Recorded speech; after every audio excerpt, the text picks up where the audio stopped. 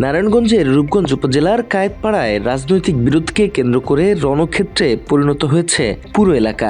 আওয়ামী লীগ নেতার পক্ষ নিয়ে নিজ দলের নেতাকর্মীদের উপরই সশস্ত্র হামলা চালানোর অভিযোগ উঠেছে উপজেলা স্বেচ্ছাসেবক দল নেতা রফিকুল ইসলাম রফিকের বিরুদ্ধে। প্রকাশ্য দিবালোকে পিস্তল উঁচিয়ে গুলি, রামদা ও চাপাতির মহড়া, এভাবেই আতঙ্কের জনপদে পরিণত হয়েছে কায়েতপাড়ার বরুণা এলাকা। স্থানীয়দের মতে রাজনৈতিক প্রতিদ্বন্দ্বিতা থাকলেও এবার দেখা গেছে ভিন্ন চিত্র। আওয়ামী লীগ নেতার সঙ্গে সখ্যতা গড়ে তুলে নিজ দলের মানুষদের উপরই হামলা চালিয়েছে বিএনপি নেতা। স্থানীয়রা আরও জানায়, ঘটনার সূত্রপাত হয় অটোরিকশাকে সাইড দেয়া নিয়ে। ২ নম্বর ওয়ার্ড আওয়ামী লীগ সভাপতি আমিন হোসেনের সঙ্গে বিরোধে জড়ান জেলা স্বেচ্ছাসেবক দল নেতা বিলাল হোসেন খার। পরে গত সোমবার সেই বিরোধ মেটাতে বসা সালিশি বৈঠকেই শুরু হয় ভয়াবহ তাণ্ডব।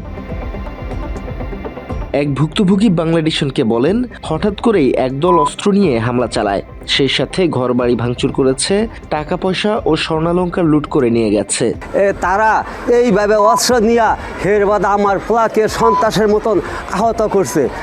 হের বাদে আমার জীবনে মাইরা হারাইতে চাইছে। আমার উপর অস্ত্র নিয়ে হামলা করতেছিল।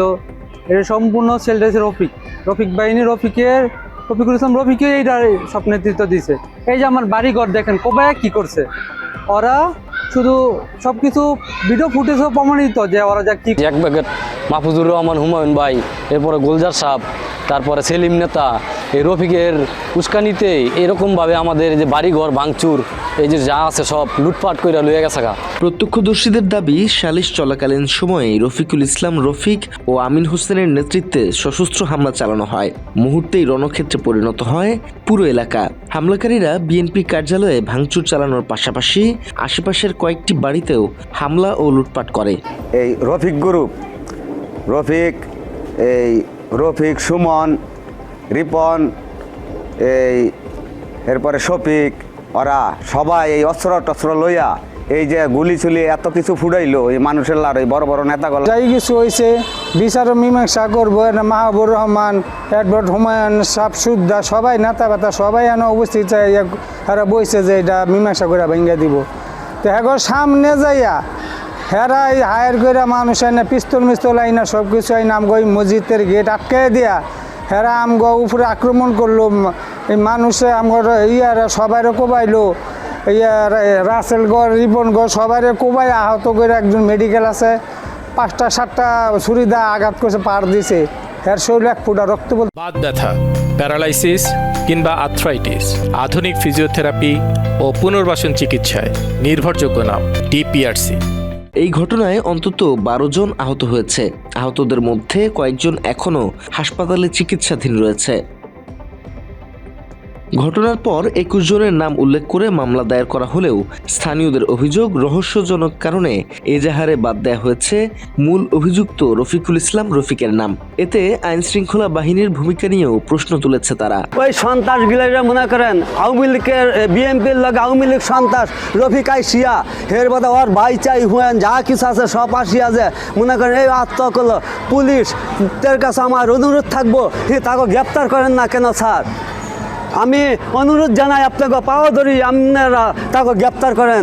এই সন্ত্রাস জানা মনে করেন এই দেশের আশায় থানাতে গিয়েছিলাম এবং থানাতে মূল হুতা রফিকুল ইসলাম রফিক, ওনাকে ছাড়া এজাহার আরও অনেকে বাদ দিয়া থানায় মামলা করছে এবং আমরা মূল আসামির দৃষ্টান্তমূলক। ঘটনার 3 দিন পেরিয়ে গেলেও মূল হোতারা এখনও ধরাছোঁয়ার বাইরে থাকায় আতঙ্ক কাটছে না এলাকাবাসীর।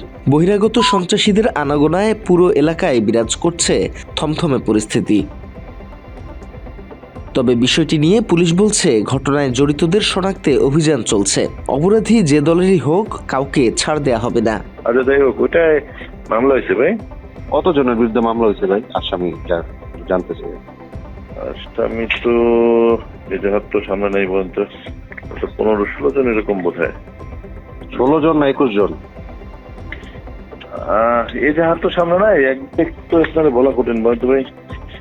ওরা হতে পারে আপনার ধারণা যেটা এজাহার আমার সামনে নাই, এটা বলতে গেলে আপনাকে দেখে বলতে হবে। এলাকাবাসীর দাবি, রাজনৈতিক পরিচয়ের আড়ালে যারা এলাকায় ত্রাসের রাজত্ব কায়েম করছে তাদের দ্রুত আইনের আওতায় এনে দৃষ্টান্তমূলক শাস্তি নিশ্চিত করতে হবে, না হলে এরকম অশান্তই হয়ে থাকবে রূপগঞ্জ। তথ্যচিত্রে রবিউল ইসলাম, বাংলা এডিশন।